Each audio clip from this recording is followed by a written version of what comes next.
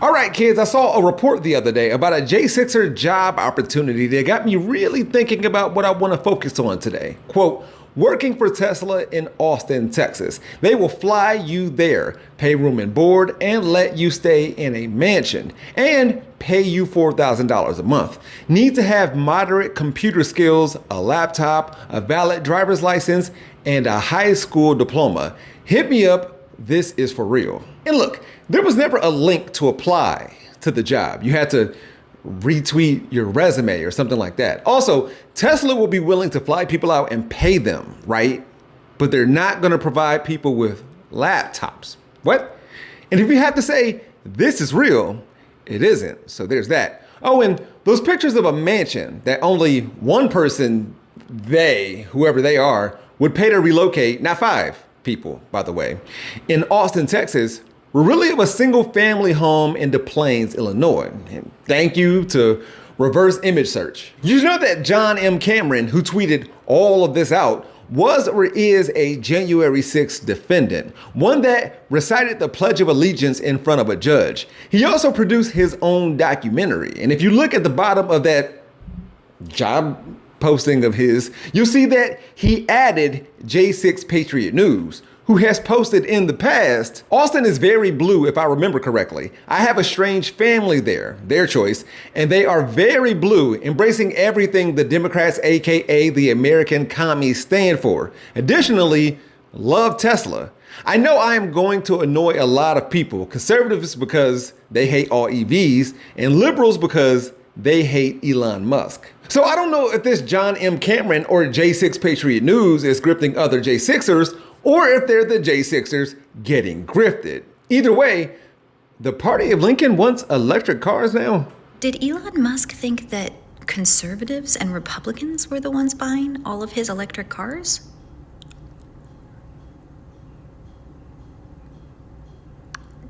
Did he?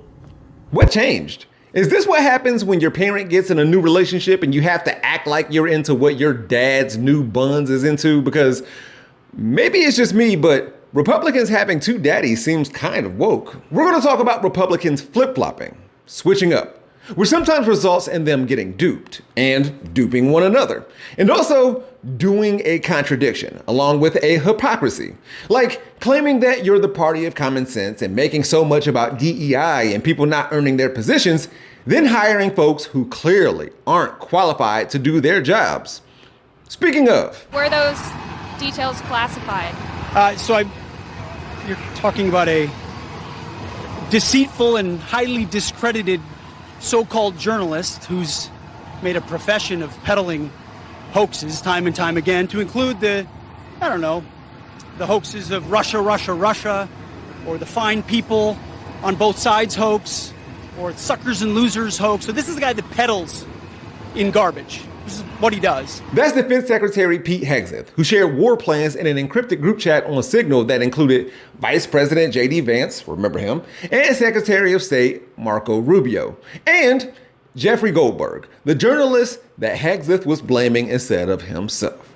And can you imagine if a black man showed this lack of accountability and that level of carelessness? Now, these messages were sent to Goldberg, a civilian human person, just 2 hours before U.S. troops launched attacks against the Houthi militia in Yemen. So yeah, the White House confirmed some of what was written in The Atlantic, all the while there's supposed leak audio of J.D. Vance saying he's not even American, he is from South Africa, and he's cosplaying as this great American leader about Elon Musk. Now, as a leftist, I wouldn't and we shouldn't show or share disinformation. And even a YouTuber like me holds myself to a standard that I should be aware of what's in the news from time to time. What is your response to that?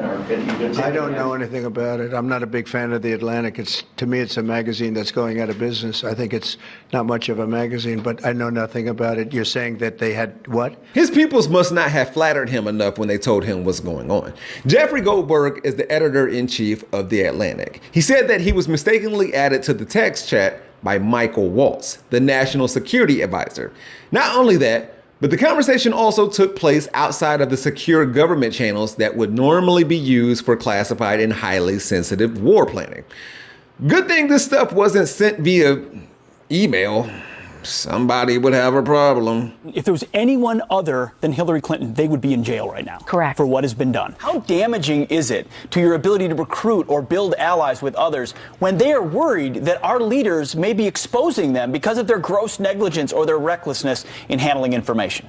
The people we rely on to do dangerous and difficult things for us rely on one thing from us: that we will not reveal their identity and not be reckless with what the dangerous things they're doing for us. That's the national security implications of a private server that's unsecured. Any security professional, military, government, or otherwise, would be fired on the spot for this type of conduct and criminally prosecuted for being so reckless with this kind of information.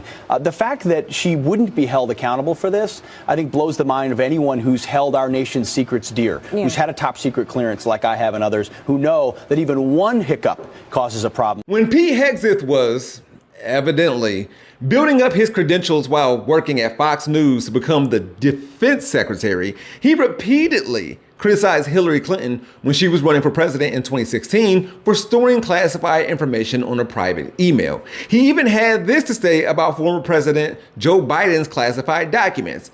If at the very top there's no accountability, then two tiers of justice exist. America is so exceptional, it'll make you cry. Tell me you're American without telling me you're American. We the best. We the best. We the best. Pete Hegseth should resign. There's double standards at the very top, where a few weeks ago, the fellow presidents, Trump and Musk, showed off a Tesla at the White House after Donald pledged to buy one, full price, meaning a government official is doing a commercial for a product while in office. Of course, Donald has flip-flopped on electric vehicles too. Once upon a time, he said, "Merry Christmas to all, including crooked Joe Biden's only hope, deranged Jack Smith.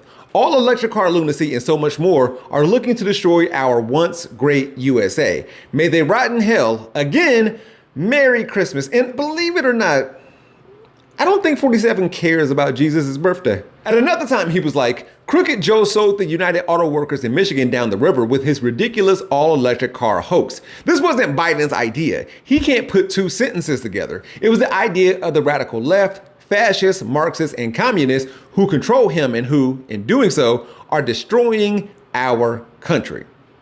I wonder who he blames on destroying Tesla. People are hiding the fact that they own a Tesla by putting other cars' insignias over the Tesla logo. When you can't afford a new car because the market is horrendous, you get decals to cover the Tesla markers, as per these images. All of a sudden, it's, "I'm for electric cars. I have to be because Elon endorsed me very strongly." But then when Elon Musk came to the White House asking me for help on all of his many subsidized projects, without which subsidies he'd be worthless, and telling me how he was a big-time Trump fan and Republican, I could have said, "Drop to your knees and beg," and he would have done it. One more. Trump would also say that Elon Musk is putting it on the line, but he used quotation marks around that phrase. And I don't know about y'all, but when he does stuff like that, I read it in a sarcastic voice.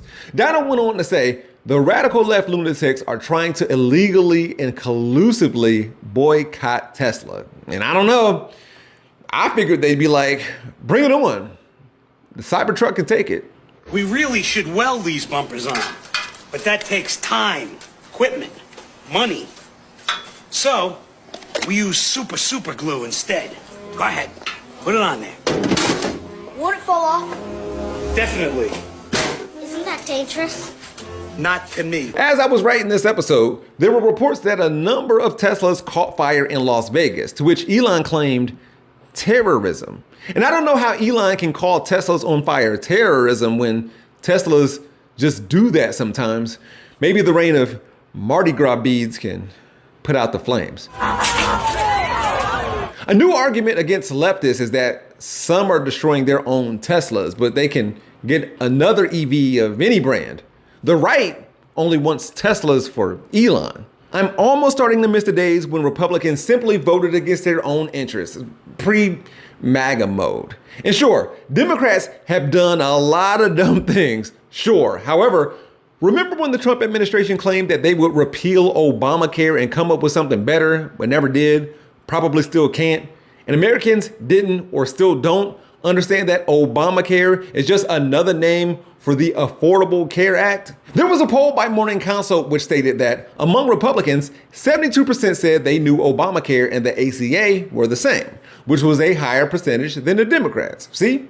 With that said, only 47% of Republicans said certain coverages and subsidies would be eliminated, effectively cutting their health care if repealed, compared with 79% of Democrats. And there's no way of me knowing that these people who didn't understand the difference between the Affordable Care Act and Obamacare on Jimmy Kimmel from 2013 are or were MAGA back before Trump came down that escalator. But I want to see how many of them are affected by saying Barack Hussein Obama. So the Affordable Care Act is more affordable than Obamacare? Just the name says it all. Right. I'll learn something from them. A keyword can change someone's perspective enough that they'll apply for a specific job, buy a Tesla, or support a policy that would make themselves look foolish in the process. And honestly, it does bother me that we could have nice things if we just did this. You don't like the words DEI? Fine. Hey, everybody, start calling it workforce pipeline.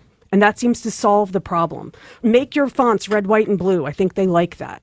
It is an arbitrary and crazy way to make decisions about the effectiveness of programs. Donald J. Trump is the type who would act like he's dismantling the Department of Education, even though states who voted for him would be impacted the most, like Louisiana, seen here misspelling itself. Then there's Elon Musk sharing a meme celebrating the death of the Department of Education with a misspelled word. He may get his dumbness from his father, who said that Elon can't be racist because he was good friends with the black servants in the house. Then there's Pete Hegseth. Warning labels were made for dudes like him. Touch of Yogurt shampoo, containing yogurt, capitalizing on yogurt's popularity in beauty and health trends at the time. They marketed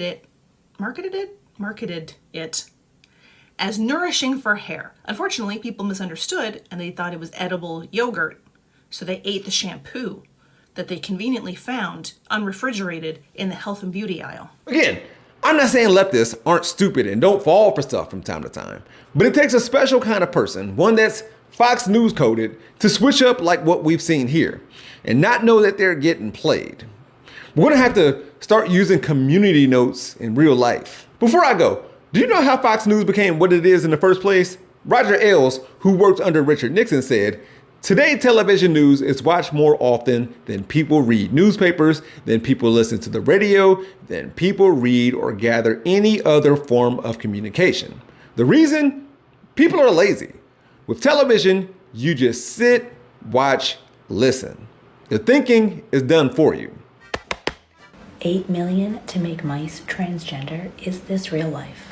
And you were allowed to vote. Is this real life? Now, this woman's talking about something in particular about transgender mice, but where did she get that from? $8 million for making mice transgender.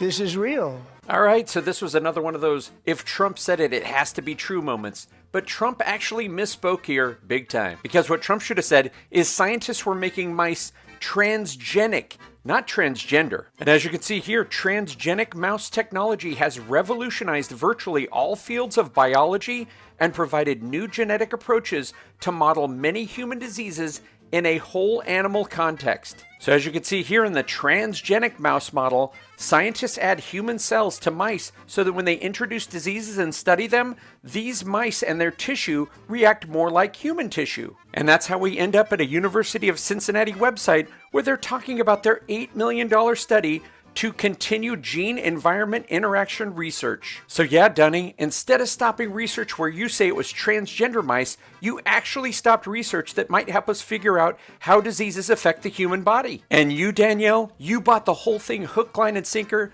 just because it came out of Trump's mouth. Shame on ya. That's all I got for today, y'all. Thank you for watching. We gonna be all right.